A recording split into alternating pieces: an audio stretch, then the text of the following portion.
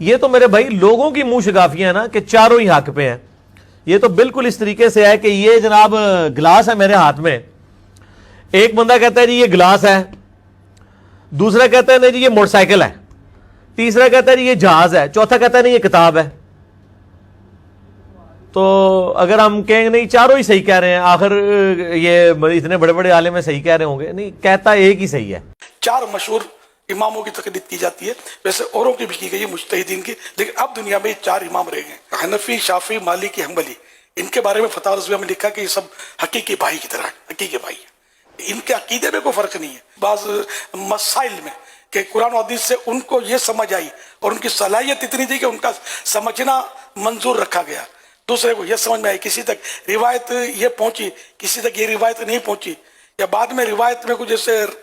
کو راویوں کے مسائل, یہ پورا اسماء رجال جو ہوتا ہے اس کے ایسے مسائل ہوتے ہیں. تو یہ جن ائمہ مجتہدین نے جو اپنی علم سے سمجھا تو اس کے مطابق انہوں نے ارشاد فرمایا, اور یہ ایسے اہل تھے کہ ان کا ارشاد فرمانا یہ ایتھنٹک ہے. سے تو بکثرت علماء نے یہ لکھا ہے کہ جو مذہب اہل سنت و جماعت ہے وہ اب ان چار مذاہب کے اندر ہی ہے. یعنی دنیا کی آپ جتنی بھی آبادی ہے, ساری آبادی دیکھیں گے تو اس میں سے 90% آپ کو وہی ملیں گے کہ جو ان چاروں اماموں میں سے کسی نہ کسی امام کی پیروی کرتے ہیں. تو چاروں ائمہ حق ہیں, اور جو دیگر مذاہب تھے جیسے امام اوزاعی کا, امام سفیان ثوری رحمۃ اللہ تعالی علیہ کا, دیگر اور ائمہ کے مذاہب تھے, لیکن چونکہ اللہ پاک کی مرضی ہے جس کے مذہب کو اس نے باقی رکھا, جن کے اصول کو اس نے باقی رکھا, اور ان چاروں مذاہب کے جو بعد کے علماء آئے انہوں نے مزید اس کے اوپر کام کیا اور ان کے اصول, ضابطے, قانون یہ سارے مرتب کیے,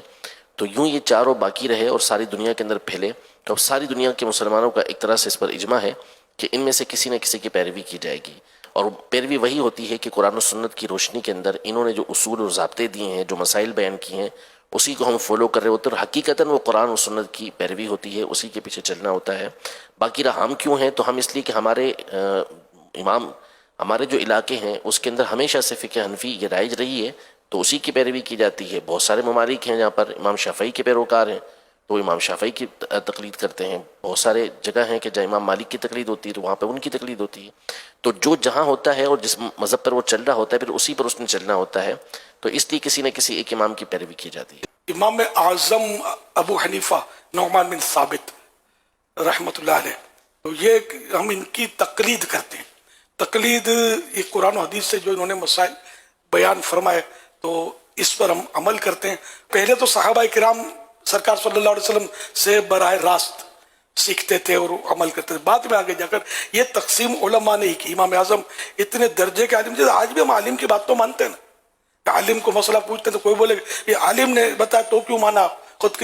کتاب سے قرآن پڑھ کے تو ہم نہیں نکال سکتے, اس لیے ہم علماء کو پوچھتے ہیں. اور یہ قرآن کا حکم ہے ہمیں, فَاسْأَلُوا أَهْلَ الذِّكْرِ إِن كُنتُمْ لَا تَعْلَمُونَ, تو تم نہیں جانتے جاننے والوں سے پوچھو. تو یہاں اہل ذکر یعنی علماء سے پوچھو, تو یوں ہم پوچھ رہے ہیں. لیکن یہ کہ ایک تقسیم ہے کہ امام اعظم ابو حنیفہ رحمۃ اللہ علیہ